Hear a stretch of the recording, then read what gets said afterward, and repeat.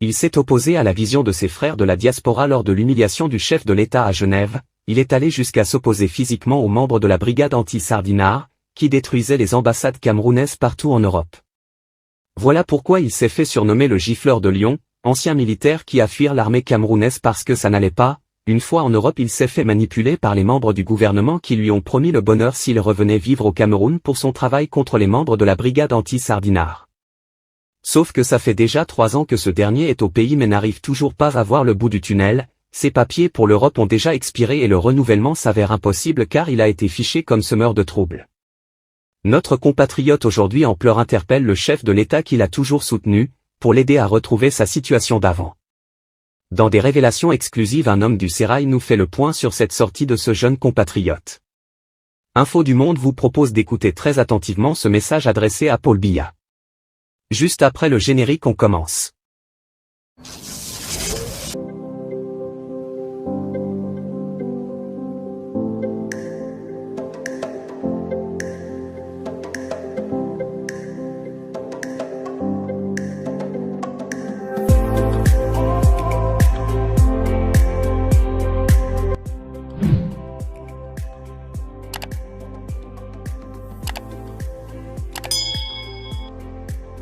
Aucun milliard ne vaut la vie.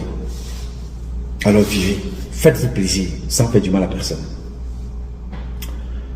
Alors, mes chers compatriotes, ce matin, j'ai eu à échanger avec un compatriote hier. Vous le connaissez, vous l'appelez Billy, le gifleur. Il est plus connu pour la gifle de Lyon, qu'il avait comme ça attribué à l'une de nos compatriotes ou à l'un de nos compatriotes. Ça s'était passé à Lyon, lors de la visite du président Paul Biya. Alors, il m'a écrit, et il vous a aussi écrit. Mais il m'a envoyé cette lettre-là pour lire, rendre public. Et il m'a aussi laissé un message, disant qu'il est abandonné et par ses propres compatriotes et par le gouvernement camerounais. Donc il m'a donc écrit, et il fallait que je rende ça, je partage avec vous. Et comme vous avez déjà lu ce message-là sur sa plateforme, sa page Facebook, je vais partager avec vous l'audio qu'il m'a laissé. Et ensemble, nous allons essayer de voir dans quelle mesure nous pouvons lui apporter un soutien. C'est très important de s'entraider. Très, très important. Voilà. Donc, nous allons écouter ce que le frère nous a laissé comme message exactement. Écoutons ensemble. Bonjour, Patrice Noma. Bonjour, grand frère. Je vais me présenter, je vous fais ce voix ici sur Akele Patitok Billy Benjamin. Ce fameux gifleur de Lyon, lors du déplacement du président de la République à Lyon. Si je vous fais ce voice, c'est pour avoir votre soutien et que vous puissiez faire parvenir mon message au président de la République du Cameroun, son Excellence M. Paul Biya. Depuis tous les combats que j'ai eu à mener pour qu'il y ait l'équilibre entre les deux côtés que tout le monde connaît au Cameroun. Quand je parle de deux côtés, par le côté patriotisme et le côté de la base, qui était la base avant, qui était la brigade anti-Sardinard. Grand frère, personne n'ignore le combat que j'ai eu à mener, que ce soit dans les réseaux sociaux, que ce soit dans les chaînes de télévision, que ce soit même dans les journaux ou dans les presses. Grand frère Patrice Noma, j'ai été convoité pour faire le travail, pour qu'il y ait équilibre, non pas pour une milice, non pas pour faire du mal à un Camerounais, mais juste pour aller passer le message à mes frères camerounais, leur disant que nous sommes tous Camerounais, nous ne devons pas nous diviser en Europe et que nous devions rester tous frères. Et même s'il y a des revendications de quelque chose, il y a des manières qu'on devait utiliser pour revendiquer. J'ai aussi regardé l'image de mon drapeau parce que j'ai eu à faire dans le passé l'éducation civique à la citoyenneté.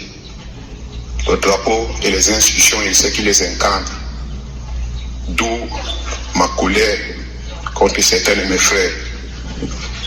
Aujourd'hui, j'ai été appelé, dans le passé j'ai été appelé au Cameroun pour avoir une activité lucrative me permettant de me lancer dans un petit business. Je pouvais taire le nom ou les noms. Mais je me rends compte que j'ai été trompé et j'ai été manipulé. Me voici aujourd'hui au Cameroun, grand frère.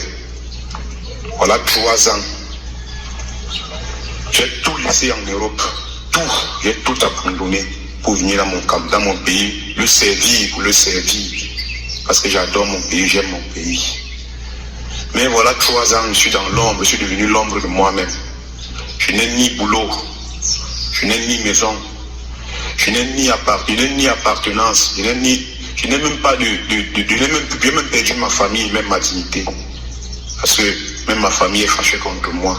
Du fait que j'ai eu à laisser toutes mes activités, prenant tous ces risques que j'ai pris pour arriver en Europe, passant par la Méditerranée, avec toutes ces prisons que j'ai eu à faire en Libye.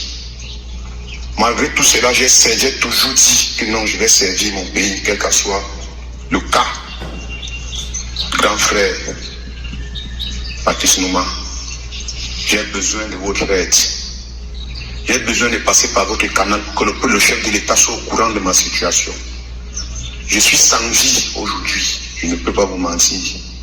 Même si j'ai eu affaire à commettre des erreurs dans le passé, le parent gronde l'enfant, mais il ne chasse pas l'enfant de la maison. J'aimerais que mon message passe et que papa écoute mon message et qu'il me vienne en aide où je suis, grand frère. Le seul besoin que j'ai maintenant, j'ai besoin de rentrer. J'ai besoin de rentrer, reprendre mes activités comme avant et reprendre ma vie à zéro.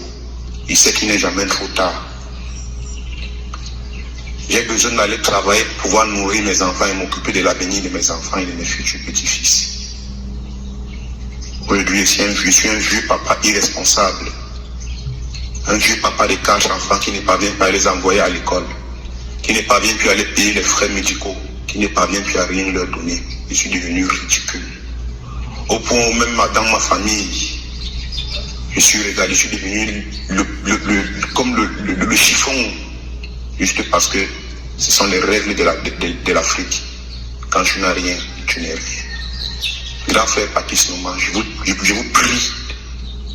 prie de faire de faire tout de votre possible pour que mon message puisse passer et qu'il y ait un impact sur mon message dans ma doléance. Je ne regretterai jamais mes actes rendus à la nation camerounaise. J'ai juste besoin qu'on me donne un coup de main pour que je puisse rentrer, c'est tout ce que je veux. Mon passeport est encore valide, il périme en 2025. J'ai perdu mes papiers pour mon pays. J'ai tout fait pour retourner dans les ambassades, rien. Juste parce que j'avais été fiché à la gare de Cornavin en Suisse. Toujours en allant combattre, toujours en allant donnant le message à mes frères camerounais. Je me suis fait arrêter parce que je suis entré en Suisse clandestinement. Voilà comment en rentrant au Cameroun, je vais rentrer, on constate que je suis fiché. Les gens pensent que j'ai été rapatrié, je n'ai jamais été rapatrié. C'est parce que mes papiers arrivés, mes papiers ont été périmés et c'est terminé. Ça a été terminé pour moi. Moi, sachant que je suis venu pour servir mon pays, donc voilà comment je suis calé aujourd'hui ici au Cameroun. Sans emploi, sans rien. Je suis devenu l'ombre de moi-même. Je fais pitié en me regardant au miroir. Personne ne peut ignorer ce que j'ai fait. Personne ne peut ignorer comment je me suis sacrifié. Personne ne peut ignorer mon amour que j'ai eu à donner pour ma nation. Mais me voici aujourd'hui. Je ne serai jamais rebelle. Je ne vais jamais être contre mon pays, au contraire. Je vais toujours être là pour mon pays. Mais je voudrais que le président de la République me vienne en aide et qu'il me tende la main. Qu'il reconnaisse ce que j'ai fait. Moi, je reconnais mes erreurs. Je demande pardon à toutes les personnes que j'ai eu offensées dans le passé, comme je les ai déjà fait peut-être dans d'autres vidéos dans le passé. Aujourd'hui, j'ai besoin de votre soutien, grand frère. Je sais que par votre canal, mon message peut arriver. Je sais que par votre canal, mon message peut arriver. Je remercie tous les patriotes.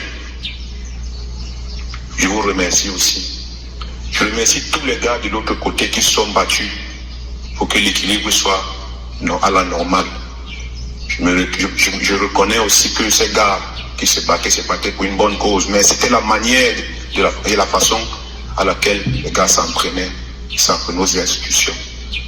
D'où ma colère, que je réitère, d'où ma colère, le drapeau et les institutions et de ceux qui les incarnent. Monsieur le chef de l'État, je vous en prie, papa, faites quelque chose, dites quelque chose. Je sais que vous en êtes capable. J'ai juste envie de rentrer, retrouver mes activités et retrouver une nouvelle vie. Grand frère Patrice, Noma, je vous en prie. Où je suis, je ne parviens même plus à manger. Je ne parviens même plus à me déplacer, faute de moyens financiers. Je ne travaille pas. Je n'ai pas de maison. Je suis devenu comme un enfant de 2 ans qui attend à midi pour qu'on lui serve à manger. Je suis comme un enfant qui regarde le père le matin, qu'on lui donne l'argent du pain. Pourtant, j'avais à traverser toutes ces étapes. Je suis devenu l'ombre de moi-même.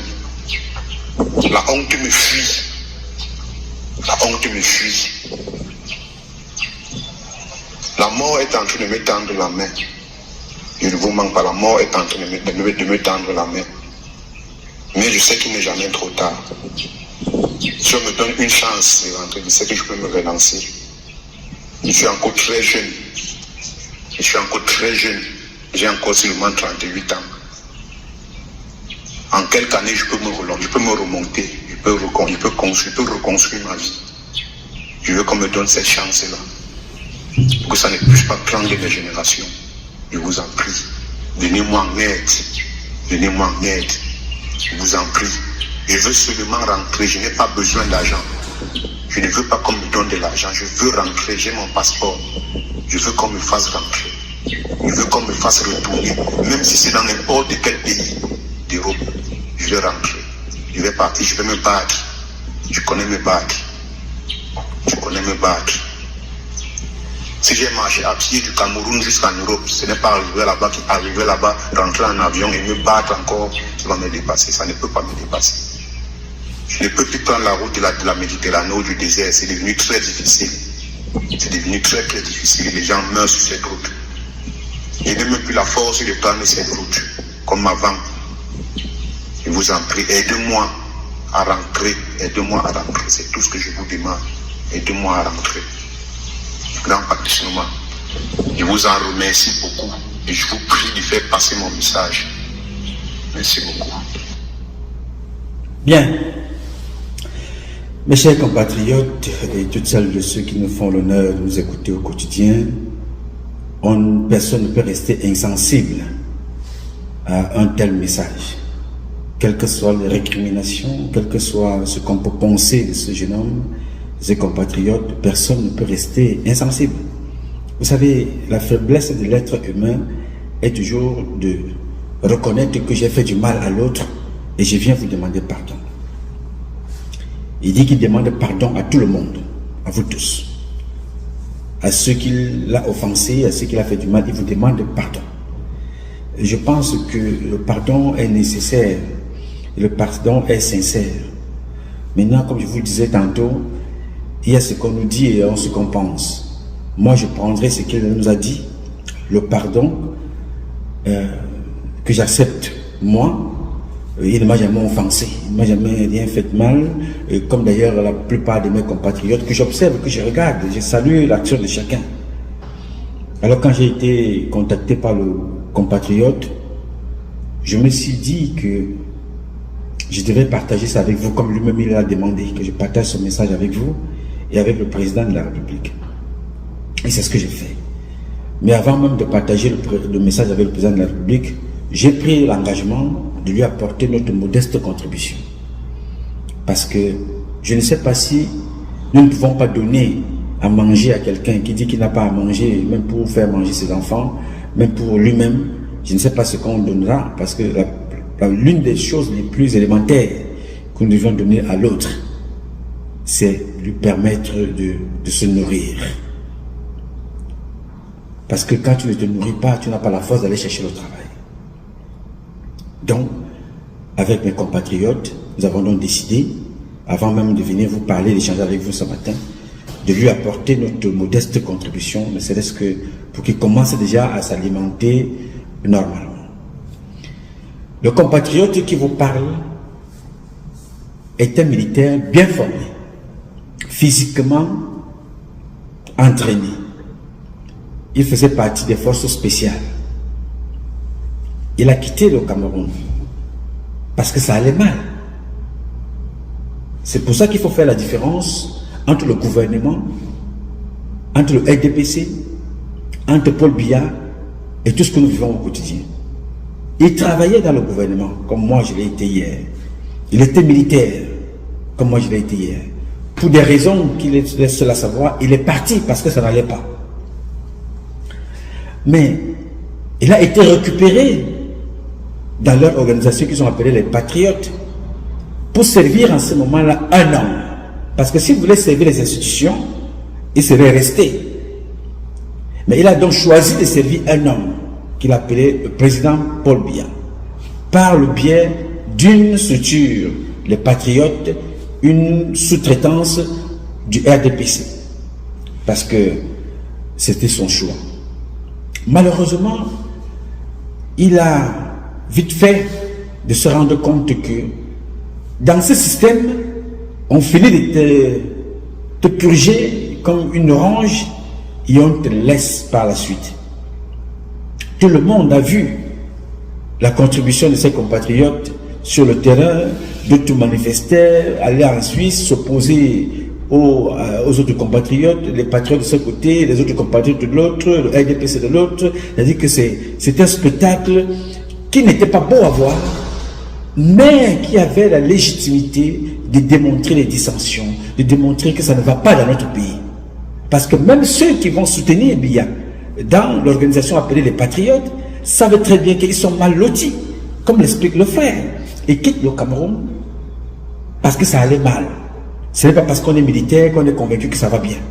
Il arrive dans la diaspora, il continue à servir la même personne là qui a pourri sa vie. Tu demandes le système qui a pourri sa vie, il dit ok, je vais donner une deuxième chance. En allant lui dire que vraiment papa, bien que ça n'aille mal au Cameroun, je viens quand même te faire comprendre que je continue de te soutenir. Même jusque là, il reçoit en retour une fois de plus un échec, un rejet. Il a tellement donné de lui-même. Il s'est battu, il a combattu avec les autres, comme lui-même il vous explique là. Qu'est-ce que ça résume? Ça ne résume pas quelque chose, une chose nouvelle. Ça résume une situation que tout le monde connaît. Mais on croit toujours que, voilà, bon, ça n'a pas marché, la prochaine fois ça va marcher. Mais le système de Biya ne fonctionne pas comme ça. Je ne connais pas toutes les personnes qui ont servi Biya, qui sont aujourd'hui en vie et qui profitent de ce qu'ils ont reçu de Biya.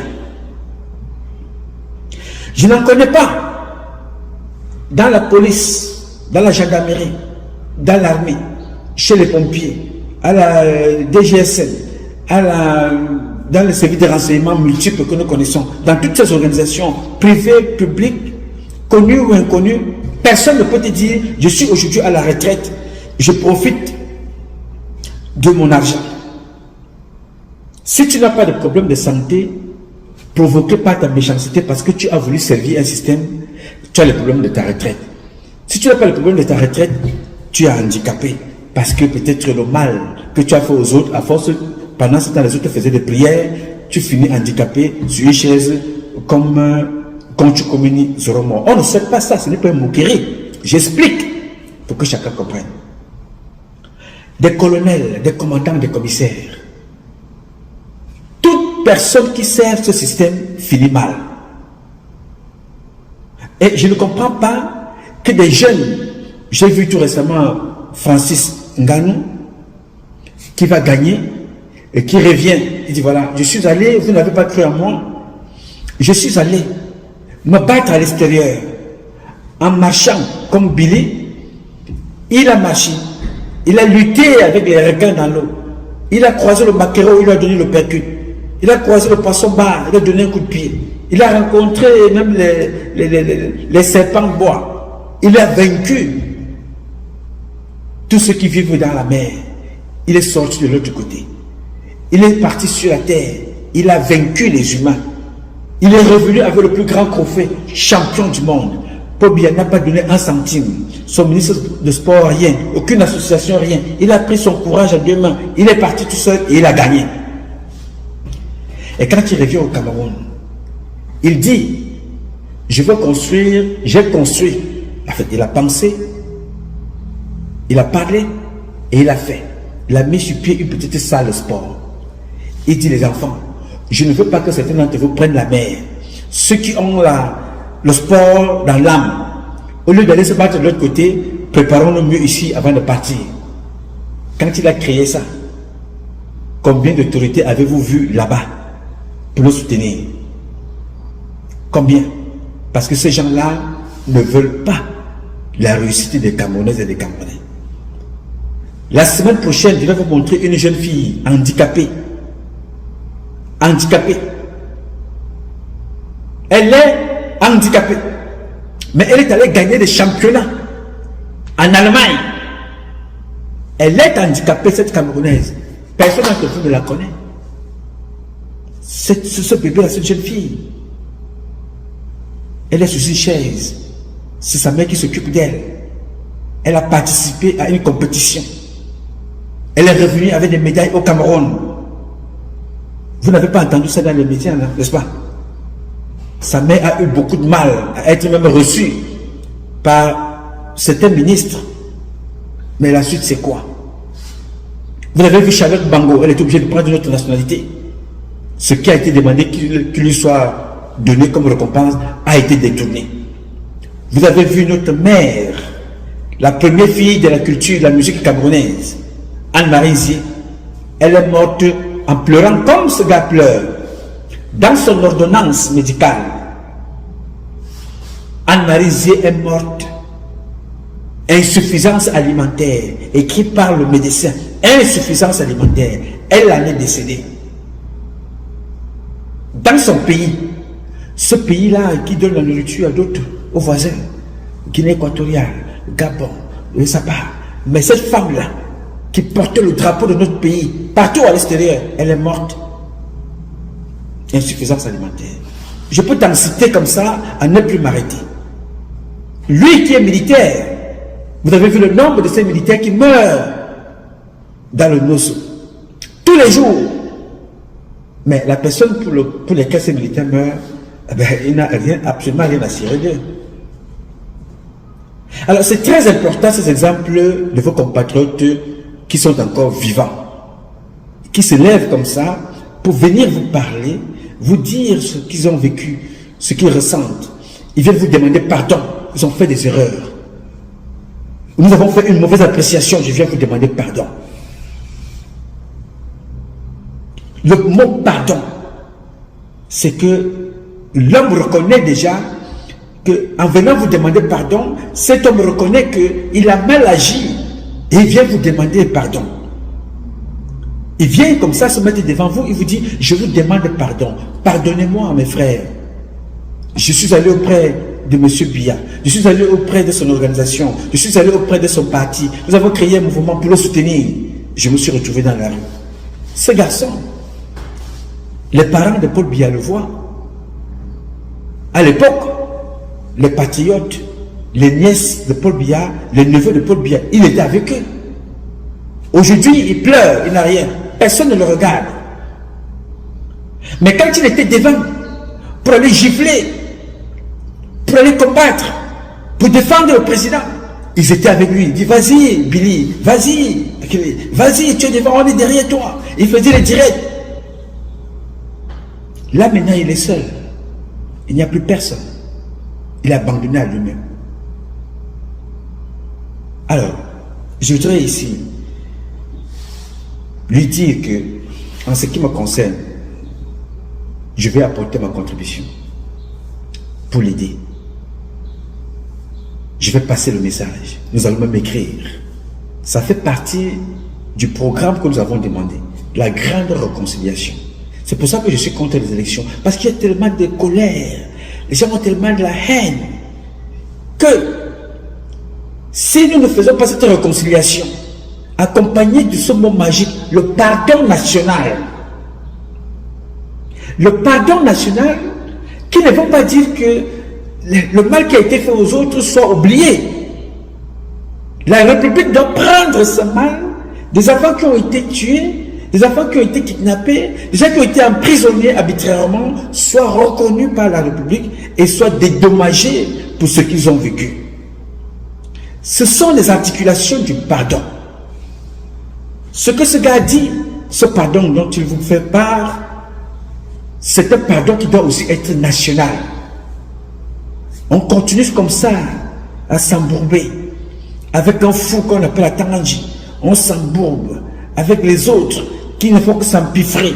Ils appauvrissent d'autres et ils s'empiffrent et ils meurent eux-mêmes demain pour laisser une réputation noire, une mauvaise réputation. C'est tendu dans les familles, c'est tendu dans la République, c'est tendu dans l'armée, c'est tendu dans la police, dans la gendarmerie, c'est tendu dans la diaspora. On se regarde comme ça en chaîne de faïence. Tu regardes ton frère, tu te dis voilà quand un bêtise, voilà encore nous vraiment, un truc qui s'est vraiment nous mal là, je ne sais pas, il travaille pour Bia. Voilà comment on nous catalogue. Voilà comment on nous identifie. Non, il travaille pour Bia. Bon, voilà, celui-là, lui, il est pour Kamto. Celui-là, il est pour Akeremona. Non, celui-ci, il est pour le SDF. Voilà. Quand je parle ici, je parle pour la République. Je parle pour les miens. Je parle pour ma compatriote Blanche Laure qui a été assassinée, je ne sais pas qui. Je me bats pour qu'il y ait justice et que justice soit faite pour cette compatriote. Je me bats pour elle. Je ne regarde pas ces divisions. Ce sont ces divisions-là aujourd'hui qui nous ont amenés à ce que ce garçon est en train de dire. Il vient donc demander pardon à son père. Le pardon qu'il demande me rappelle cette jeune fille de Dikalo qui avait vu sa maison cassée et rentrée de l'école. Et dit au président de la République, monsieur le président, je sors de l'école, je suis une étudiante. Et je pense qu'elle avait 10 ans, quelque chose comme ça. Je trouve que ma maison est cassée. Faites quelque chose. Appelle le président de la République. Faites quelque chose. L'appel que ce compatriote lance pour attirer l'attention du président, pour attirer aussi votre attention, c'est un appel qui nous concerne tous. Il me concerne. Il te concerne. Il concerne toutes celles de ceux qui sont autour de nous. Parce que lui, c'est aujourd'hui, il a demandé pardon. Mais il y a l'une de nos compatriotes qui a eu la jambe cassée. La jambe a été cassée par des éléments de Paul Biya. Sa jambe cassée. Il y a d'autres qui sont même morts. D'autres assassinés dans le parti d'en face. D'autres assassinés dans le RDPC. D'autres assassinés dans la République. Il y a même les gens qui sont assassinés à la présidence. Les gens qui sont assassinés dans les partis d'opposition.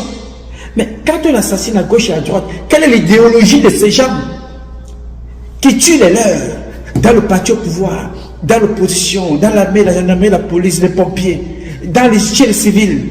Ils tuent les femmes, ils tuent les enfants, ils tuent les mères, ils tuent les vieux, ils tuent les âgés, on déterre même les morts. Quelle est l'idéologie de ce système?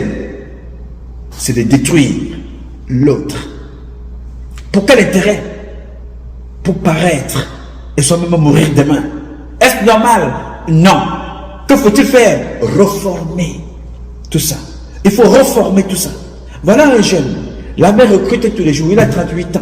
Il a une espérance, il a travaillé dans l'armée. Il est parti parce que ça n'allait pas. Ça devrait interpeller les autorités. Cet enfant est parti parce que ça n'allait pas. Il est revenu. Ok. Quelle est la chance que nous lui avons donnée? Je n'en sais trop rien. Moi, je vous parle comme ça. Je ne sais pas qu'est-ce qu'il a eu. Comme m'entendu. Je l'ai vu avec certaines personnalités. Je l'ai vu avec des photos. Et c'est ça le drame que vous portez chaque jour. C'est-à-dire, on privilégie une photo d'une seconde Parce que ce ministre-là, ou cette personnalité, fait la photo avec toi pour montrer que tu es l'un de leurs. Mais il ne fera rien pour toi. Et pendant ce temps, cette photo et cette image-là démontrent aux yeux de tes compatriotes de la diaspora. Bon, moi je suis avec eux. Maintenant que ceux-là avec qui tu t'es filmé, ceux qui t'envoyaient tourner chez Kamto, tu tournais là, tu menaçais Kamto, ceux-là qui te regardent aujourd'hui te disent voilà, ah, tu nous as montré que tu es de l'autre côté. Aujourd'hui tu veux nous demander pardon, tu veux nous demander de l'aide. Alors tu es de quel côté? Non. Je comprends. Il n'avait pas encore compris. Parce que pour que tu comprennes ce système-là, il faut que ça t'arrive personnellement. Et là, il a encore une chance. La première chance qu'il a eue, il est parti pour exprimer son mécontentement. Il est revenu pour le servir d'une autre façon. Il a encore été frappé. Il reste une deuxième voie, si ce n'est deux. Mourir ou aller en prison. Alors, allons-nous laisser quelqu'un mourir qui veut nous demander pardon? Allons-nous laisser quelqu'un aller en prison qui veut nous demander pardon? Parce qu'il ne peut pas aller en prison parce qu'il a commis un acte, il peut aller en prison parce qu'il allait voler, il allait braquer, il allait faire quelque chose de mal, il se retrouve en prison. Alors, exprimons notre solidarité. Sauvons ce gars, et que s'il est dit que sa vie finira comme ça, il ne faut pas que son échec passe par moi. Je ferai ma part. Je t'invite à penser pareil. Que ce garçon qui t'a parlé publiquement, que son échec ne passe pas par toi. Fais ce que tu as à faire pour l'aider. J'ai voulu partager cette publication avec vous pour vous dire, voilà les conséquences de notre immaturité. Voilà les conséquences de notre incapacité à faire des prospectives et des perspectives. Voilà notre incompétence à ne pas être capable d'interpréter ce qui peut arriver demain. Même si tu n'es pas sûr que demain, tu trouveras. Mais projette-toi. Si demain me trouve, voici ce que j'aimerais pour mes enfants. Si demain m'arrive, voici ce que j'aimerais pour moi-même. Si demain m'arrive, voici ce que j'aimerais pour mon pays, pour mon entourage, pour mon environnement. Nous avons une seule chose que certains font. Il faut faire des choses, même à tort, parce qu'on veut plaire à M. Biya. On veut plaire aux gens qui nous envoient.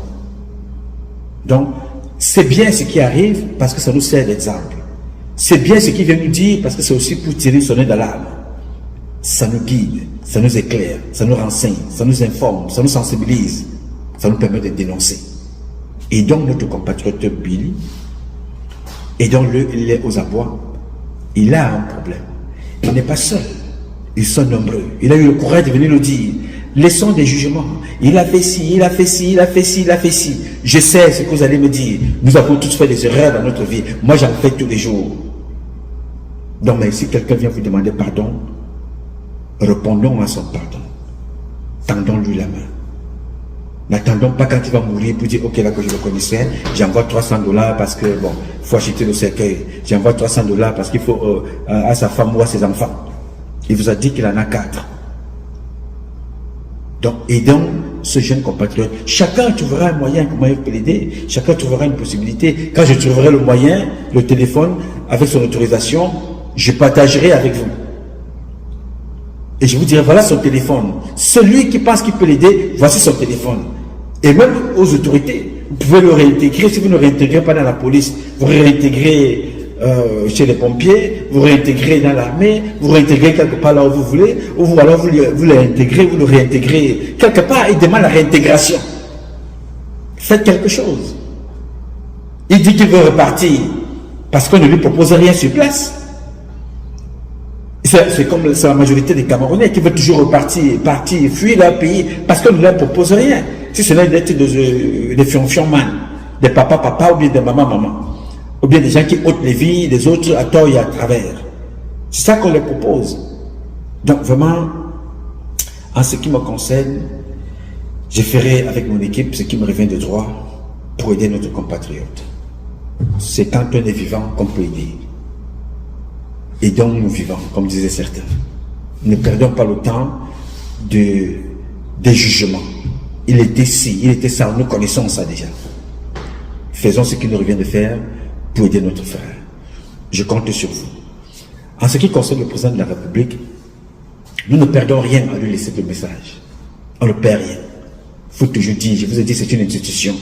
Si celui-ci n'écoute pas, celui qui viendra après écoutera. Ça va mal, Monsieur le Président. Tes enfants fuient le bateau. Ils vont en Europe. D'autres vont mourir. D'autres sont enterrés à Roissy-Charles de Gaulle. D'autres meurent dans les forêts du Maroc. D'autres meurent en Espagne. D'autres sont en prison en Tunisie. D'autres sont incarcérés en Turquie. Tes enfants sont dispersés de partout. Les militaires, ces dernières 5 années, ont battu les records de désertion. Il est temps de revoir cette politique. Il est temps de revoir comment est-ce que nous pouvons reconstruire ensemble. Nul ne se bat ici pour diviser le pays. Le jeune frère a dit, je ne serai jamais rebelle. Personne ne veut l'être. Nous parlons ici pour que les choses changent.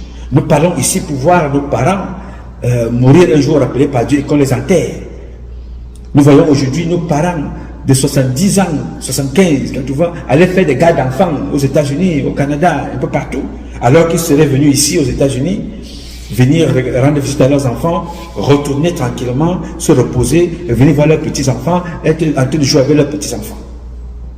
Nous voulons vivre comme les autres, mieux que les autres, parce que nous avons tout ce qui nous permet de vivre dans de bonnes conditions.